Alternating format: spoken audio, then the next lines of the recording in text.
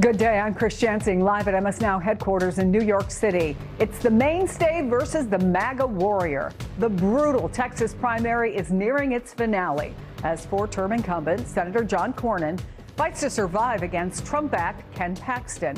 Will the president get his way, or will voters push back? Plus, Massey's next move.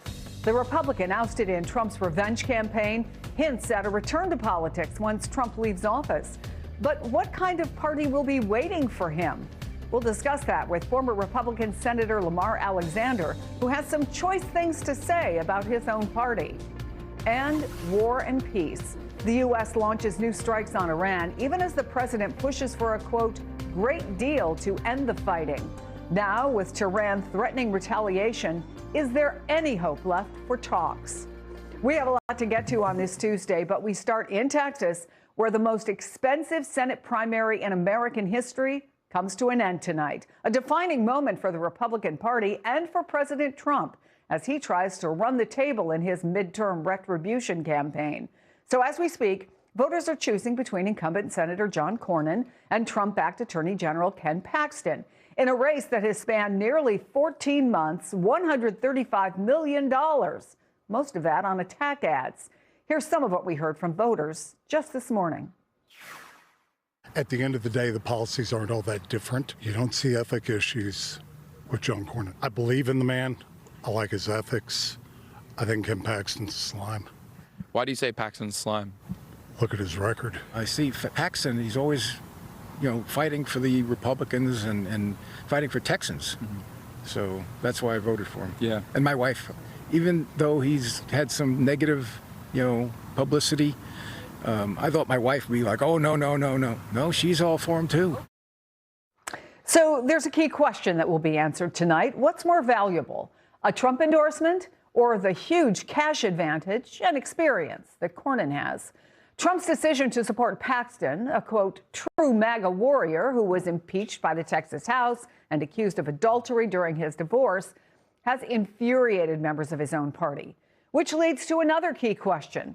If Trump's endorsement prevails, will it, as many Republicans warn, backfire come November, giving Democrat James Tallarico a real opening to flip a Texas Senate seat for the first time in nearly 40 years? I want to bring in MSNOW's Rosa Flores. She's covering the Cornyn campaign from Bee Cave, Texas. Jay Traylor is following the Paxton campaign in Plano.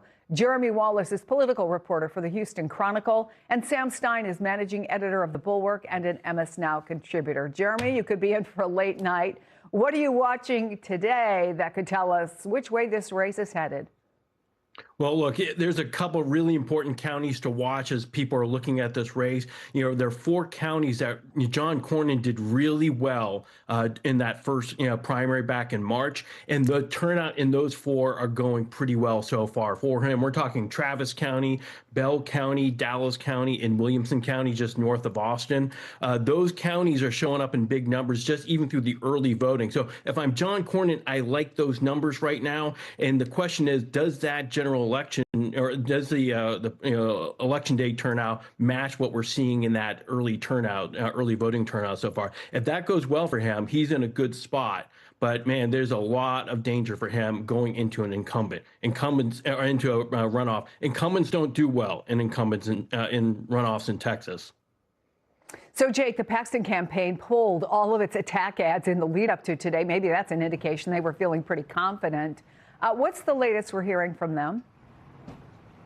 Yeah, behind the scenes, Chris, they're feeling really confident, too. And I think that message, that confidence is translating to voters here in Plano, Texas, at least, as folks walk out of the polling station behind me and we talk to them. Anecdotally, the about dozen we've talked to so far, a large majority of them are going for Paxton. And kind of the through message so far is they believe Paxton is the type of person who gets stuff done. And when we talk about all this outside Texas money that flew in to this campaign to be anti-attack ads against Paxton, talking about some some of his embattled candidacy, being someone who's a Republican, impeached by Republicans in a Texas House, someone who's facing allegations amidst divorce.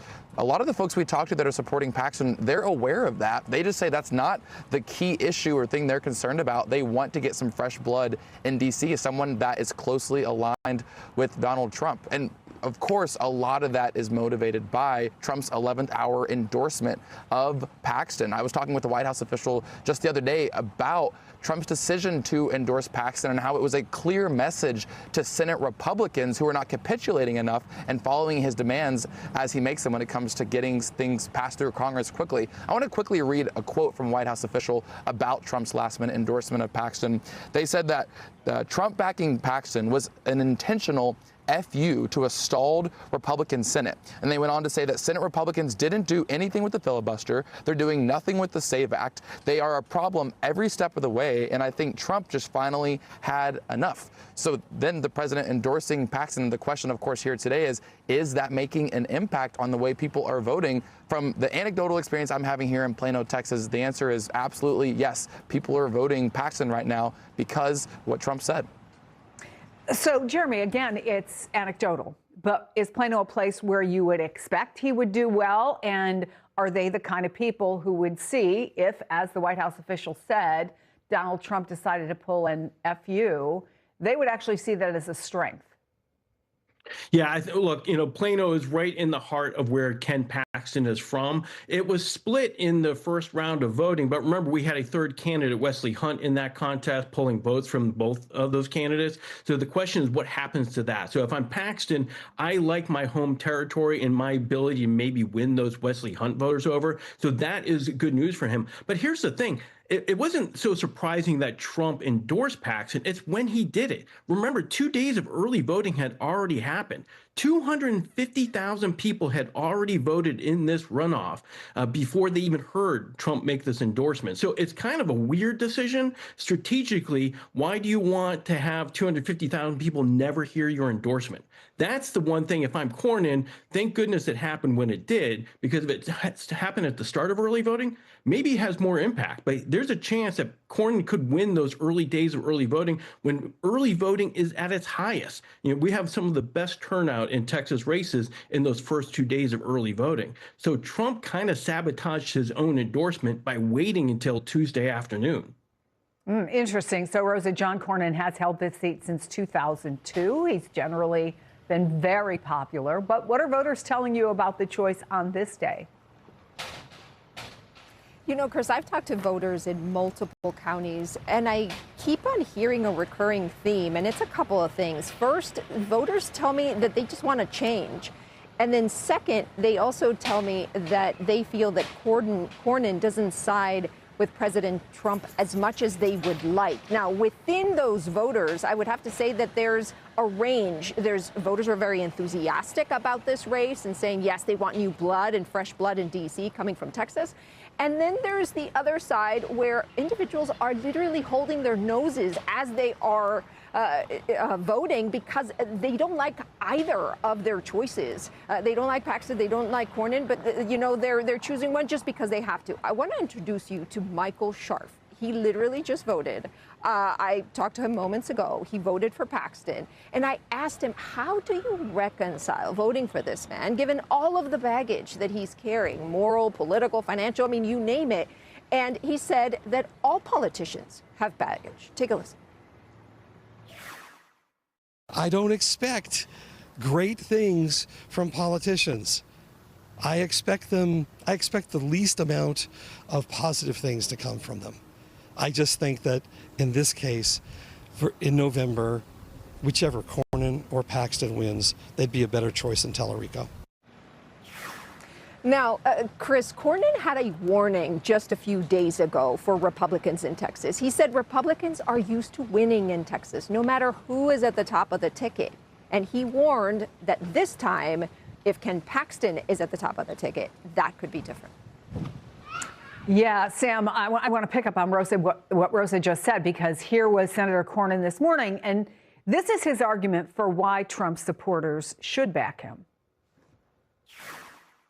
I can help the ticket. I can help down ballot. I know the president cares a lot about the congressional races that are right below the Senate race, and I won by 10 points in 2020. So I think I could be the most help to the president and his agenda in the last 2 years of his term of office, and all the down ballot races. And Ken Paxton will be an albatross. He could well lose, but even if he doesn't lose, he will win by such a razor-thin margin that it's likely to have a negative drag on the down ballot races in Texas.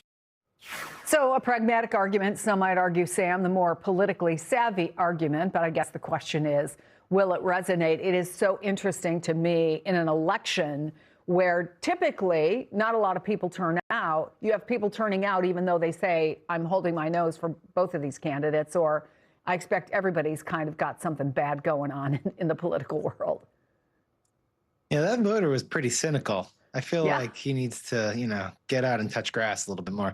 I think John Cornyn's analysis is probably right in that Ken Paxton being at the top of the ticket does probably hurt other Republicans down ballot. I know there's been overtures from Republican leaders in Texas fearful about what might happen to the state house. And of course, there's been some talk about whether this gerrymandering that Texas Republicans orchestrated on behalf of Donald Trump won't be as successful as they initially anticipated. So I think Cornyn's probably right to a degree, but I also don't think it's a particularly convincing argument. I think if you have people who say they're voting for Ken Paxton because they just think every politician is corrupt, or the other person who said, well, my wife likes him, so I'm going to vote for him, ultimately they're going to make decisions in unorthodox ways, to put it bluntly.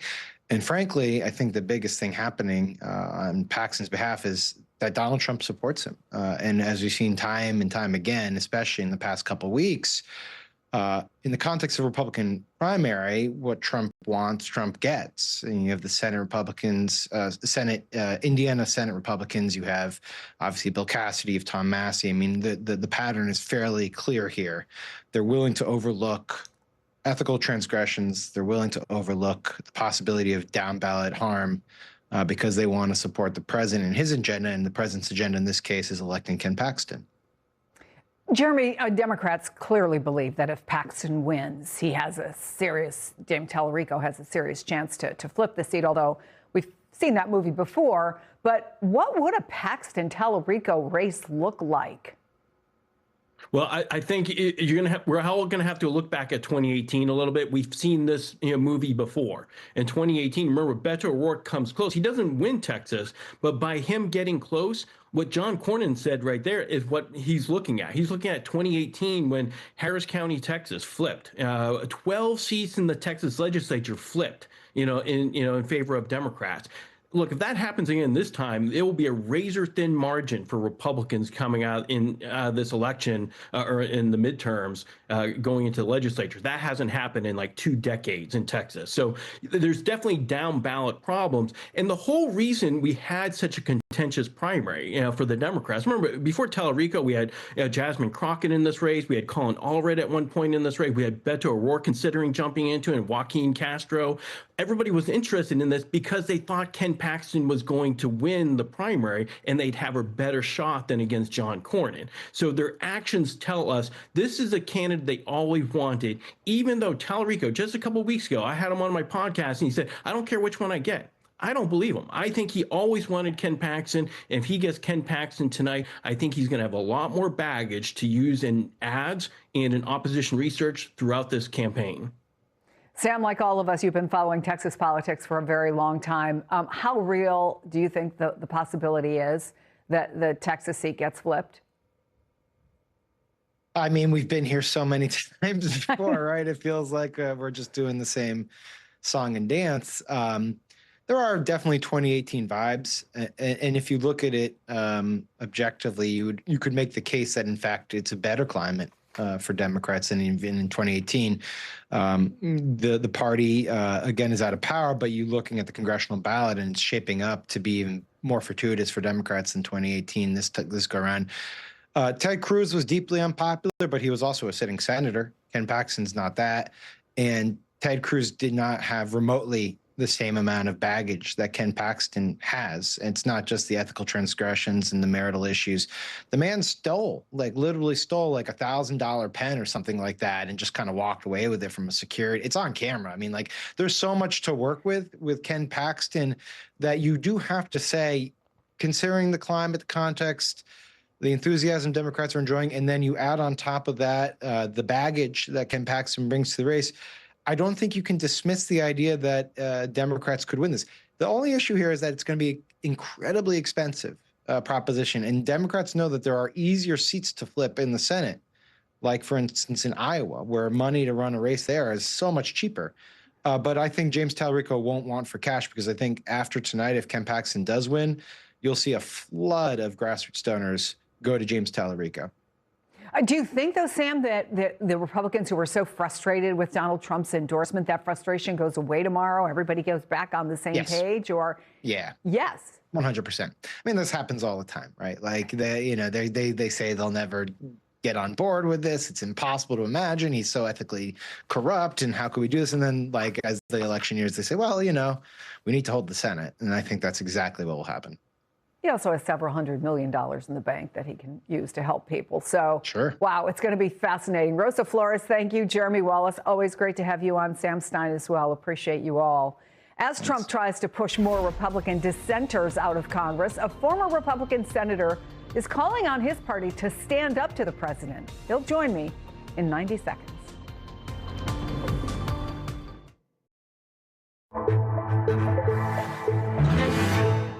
He only lost his primary a week ago, but Kentucky Congressman Thomas Massie is already plotting his political comeback.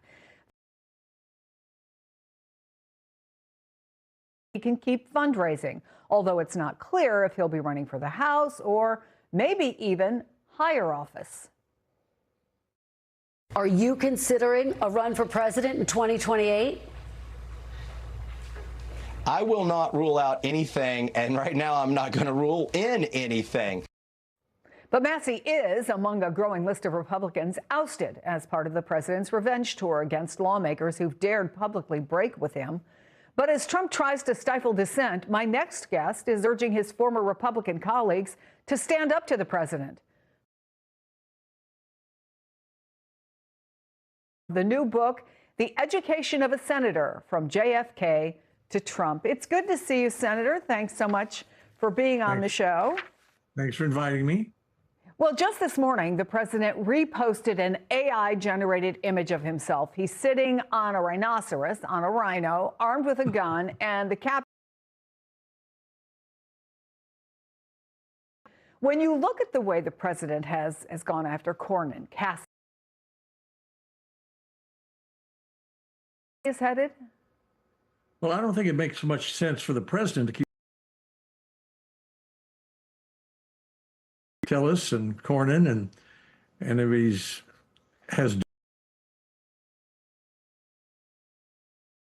and Rand Paul, pretty soon you're down in the mid-40s in terms of support, so it's hard to see how he gets anything passed with that kind of behavior. I don't know if you just heard our conversation, but today in Texas, as very different directions for the GOP, and a lot of your former in over John Cornyn. What impact do you think it will have? What do you think is going to happen tonight? I hope Cornyn wins. I mean, I know him well. He's conservative. He's respected. He's a leader.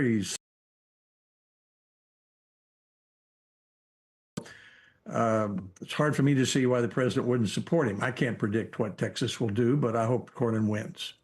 In your new memoir, you said the biggest disappointment of Trump's second term was not. What are you talking about? Give us an example of something that's happening today. Well, for example, in the first term of Trump, that we had appropriated for military barracks and schools on the border wall. And we said, Mr. President, you can't do that. There were at least 22 of us by my count who did that. 12 of us voted against it. Until lately, among the Republicans in the Senate, I'd like to see him pay more attention Senator Paul on what to do about tariffs, on Senator McConnell on what to do about Ukraine. I think he'd benefit from that advice. And when you talk about January 6th, folks potentially getting money from what critics say is essentially a slush fund, taxpayer money going to convicted criminals who may have been pardoned by President Trump, would you expect that not to happen? Well, I surely hope so. I mean, in the first place, the whole fund is fishy. Trump takes taxpayer money and gives it to friends of Trump. Now, the mob that hurt 140 Capitol police officers, that makes it even worse. So I would hope that the Congress would stop that. You urge Republicans to stand up to Trump, but everyone sees what pretty much unblemished record in his what's called his stand up against the most unconventional president we've ever seen. Months. Well, if you're gone, you know, that's not the worst thing that can.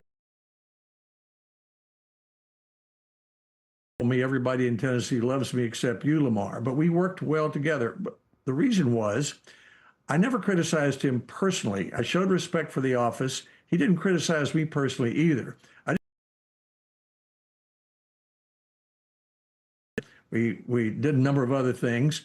On tariffs, I did. Senate, it's hard to get there. It's hard to stay there. And while you're there, the president, you swear it to the Constitution. That's your job. Not a whole lot seems to be getting done, and you can see the frustration of the American people in the polls. They don't like the war. They don't like the way he's handling the economy. They don't like the ballroom. I could go on and on and on. And I guess the question is this, though?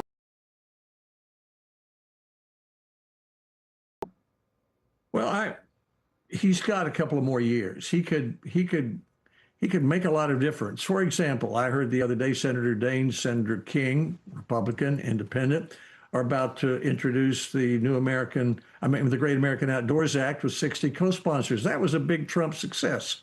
I'd like to Nobel Prize for it his first term, instead of diminishing it or letting his secretary diminish it. I'd like to see him take on the tough issues of immigration. He secured the border legally, but who haven't committed any crimes. We had a bill in suggested that he could make that his legacy. Direction. He's still got time to solve that problem. Do you have any real expectation that he will? I always have hopes.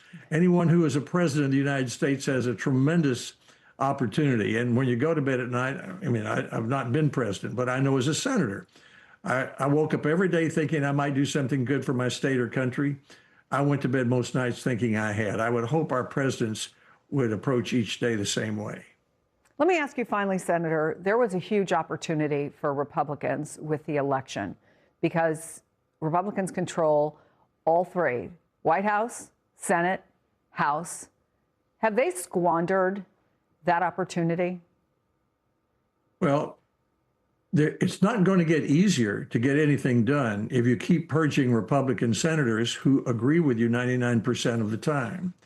That doesn't sound to me like a president who's interested in accomplishing things. The only reason to be in politics is not to make a speech, it's to get a result. And there's time, even in the last 7 months, to get more results in this congressional term. The book is The Education of a Senator, and argues in part, correct me if I'm wrong, that there are some senators right now who can maybe use a little educating. Maybe they'll read the book. Former Senator Lamar Alexander. By the way, great cover photo. Thanks so much. Appreciate you coming on. Thanks very much. And coming up, what new U.S. strikes on Iran could mean for the push to end a war, now approaching the 3-month mark. We'll go live to the Middle East next.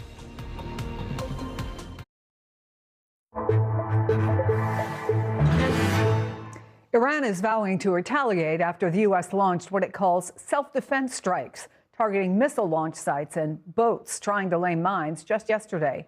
Iran's supreme leader said, quote, "The hand of time does not turn back. America will no longer have safe haven for mischief and the establishment of military bases in the Middle East."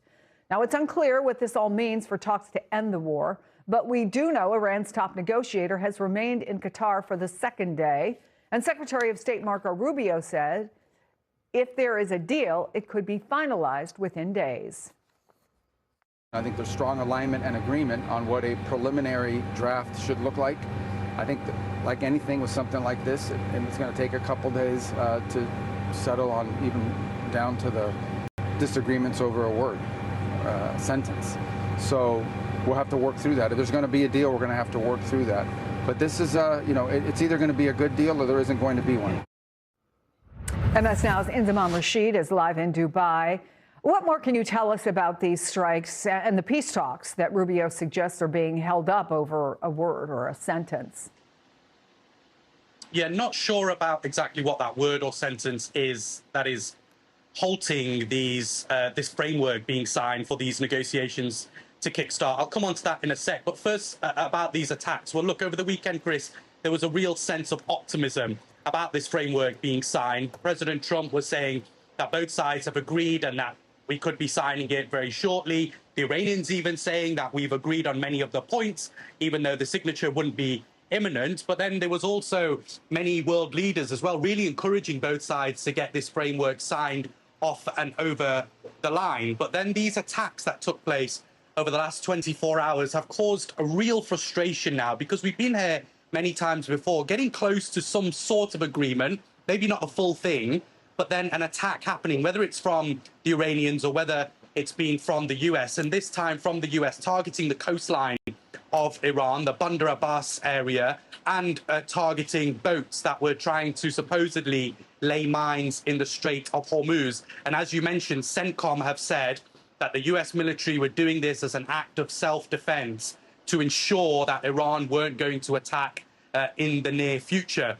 But this has caused a lot of frustration inside Iran and the wider region as well. Let me tell you what Iran's foreign ministry had to say today. They said that the terrorist US army continuing its illegal and unjustified action since the ceasefire announcement committed to a flagrant ceasefire violation in the past 48 hours. They went on to say that these aggressive acts coincide with ongoing Pakistan-mediated diplomacy, once again exposed America's bad faith and malice towards the Iranian nation, the region, and the world. They finished off by saying the Islamic Republic of Iran will not leave any aggression unanswered and will not hesitate in defending Iran's sovereignty. This statement raises some alarms for me, because this isn't from the IRGC, this isn't from the Iranian military, this is directly from the Iranian foreign ministry, who have been the lead negotiators in trying to strike a deal with the US to get a conclusive ending to this war. As you mentioned, the top leaders of those negotiators have been in Qatar yesterday, and for the best part of today, they've returned to Iran now to have further discussions around this framework. But we've got to remember, Chris, this is just a framework to get the two sides in the room together to then have the nitty-gritty discussions on the details around nuclear program, around the Strait of Hormuz, around releasing Iran's frozen assets. So we are still a long way off before any conclusive ending to this conflict. Inzamam Rashid, thank you for that. Still ahead, the health questions following President Trump while he's at Walter Reed for another checkup.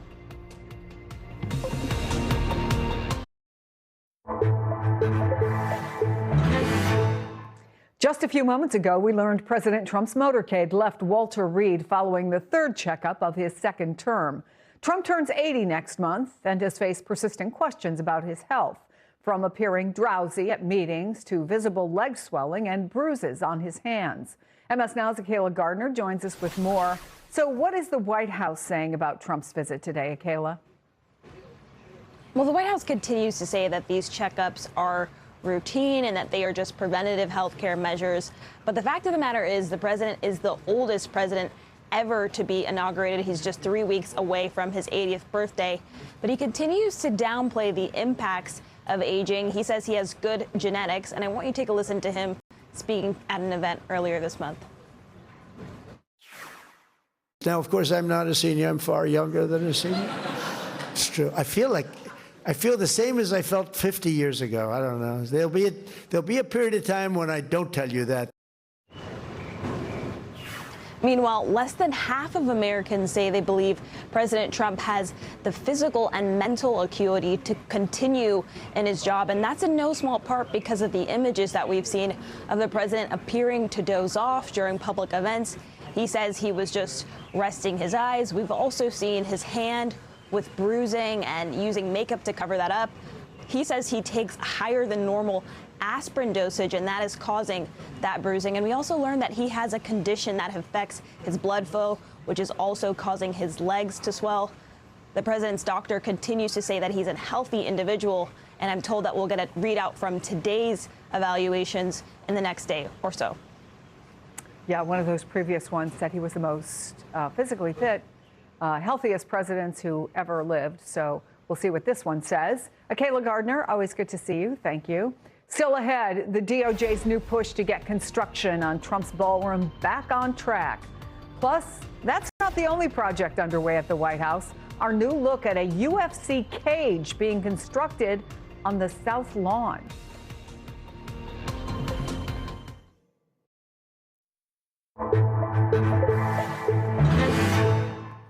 President Trump's Department of Justice is pointing to a deadly shooting over the weekend as part of a new legal argument to get a judge to drop an injunction against Trump's White House ballroom. And as you're about to hear, there are parts of the DOJ's filing that sound a lot like a Truth Social post. I want to bring in MSNOW Justice and Intel reporter Ken Delanian. Take us through their arguments, Ken. Well, Chris, first of all, this filing, as you mentioned, sounded a lot like Donald Trump, including the misplaced capital letters on words that shouldn't have been capitalized and the sentence structure. Essentially, what they're arguing here is that this ballroom is a national security priority that's going to protect the president from all the threats on his life. And for example, the document says, this is a terrible, tremendously harmful case to the United States of America, speaking of the lawsuit trying to stop the ballroom, and all it stands for. This highly knitted, integrated, and unified project, which is a singular and vital national security facility, will provide a safe haven from attackers. And it goes on, this meritless lawsuit has been a great attack on our country. Again, speaking of the court action, this judge has granted an injunction holding up construction of the ballroom, and the Justice Department here, channeling President Trump, is trying to argue that this is an outrageous assault on the country because national security demands that this ballroom be built. And it goes into a lot of detail about some of the security precautions, drones, snipers, some of the way that the HVAC is routed so that it prevents the poison gas from being dropped on the ballroom. It's really a very strange document, and it really does almost read that as if President Trump narrated it, dictated it to the Justice Department, and they dropped it in a court filing, Chris. Ken Delanian, thank you. Today, activists are holding a third day of protests at the site of the president's proposed 250-foot-tall triumphal arch. The administration is fighting lawsuits filed by Vietnam vets and others who have sued to stop construction near the entrance of Arlington National Cemetery. We shouldn't have no arch. That is not an honor to the veterans. That is just, an ego trip to this president. And it's on our taxpayer money, and it shouldn't be paid. We need that money more for veterans benefits. We need it for housing, for health care. Nothing hurts me more for the military to think that one person's more important than all the people that have died for this country. Joining me now is Democratic Congressman from California, Jared Huffman. He's the top Democrat on the House Natural Resources Committee, which oversees the National Park Service. He has gone to the site where the arch is being constructed. So, Congressman, in an op-ed, Republican Senator Jim Banks argued that public beauty is a gift and the arch's design revives the classical architecture of the Capitol, the Washington Monument, and the Jefferson Memorial. Is beauty in the eyes of the beholder when it comes to the triumphal arch? Well, it certainly is. And the one thing that shouldn't be in the eyes of the beholder is the law. We have a bipartisan law passed in the 1980s, the Commemorative Works Act, that lays out a thoughtful process, how to do it right when you're changing the United States Capitol. Donald Trump has flouted that law and, just seems to think that he's the king and he can build these tributes to himself all over Washington, D.C. Well, I think you know, but the Trump administration claims they don't actually need Congress's approval for the arch because they're just building on the plans for another project that was approved over 100 years ago, but just was never built. And it's on that exact same spot. So what, if anything, can you and your committee actually do about it? Because as we saw firsthand, you saw it, and there's a picture of you when our cameras went with you. The work's already started. It has. They didn't want us to see. That's why we had to look behind the curtain there, Chris. But they were breaking ground, something that certainly was belied just the day before by the Secretary of Interior, who testified in our committee that there was not even a project, that there was just a discussion. But you mentioned this century-old authorization roughly in the same place. That was for a totally different design plan. It had nothing to do with an arch. And so if the president tries to justify, rushing ahead like he did with the East Wing demolition on the basis of that century-old design plan for something totally different, that's a specious argument. And I don't think that Judge Chutkan and the federal courts will think kindly about it. And of course, it's not just the arch. There is that giant hole in the ground where the East Wing of the White House once stood. Redoing the reflecting pool is taking longer than expected, costing more than expected. And now we have this. New images of construction on the South Lawn for a UFC cage match that's supposed to celebrate America's 250th anniversary. All of this going on, I should point out, for the start of the summer tourism season. What do you make of this, Washington? This is just Donald Trump trying to remake our nation's capital and our culture and, our daily lives in his image. And this is just not America. We don't have a king. We have a very diverse country. Not everybody loves UFC fights and wants to celebrate them at the White House. Not everybody wants these military parades on Donald Trump's birthday. They don't want Donald Trump's name on buildings all over town. And they don't want this gaudy Arc de Trump obscuring the view of Arlington Cemetery. So all of these things, any one of them in isolation might seem fairly trivial, but the bigger picture is we've got a president who is off the rails, who thinks that the rules and the laws about our nation's capital and commemorative works just don't apply to him. When you talk to members of your committee and the folks who oversee the Park Service, do Republicans express real concerns to you? They roll their eyes, but they won't find the courage to stand up to President Trump.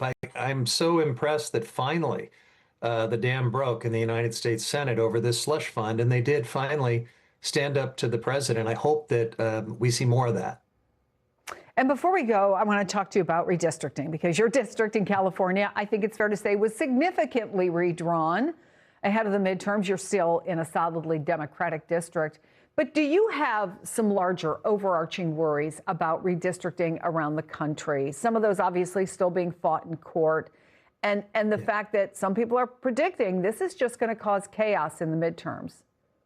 Well, the chaos has already begun. I am very worried, Chris. I think we're in a race to the bottom on political gerrymandering.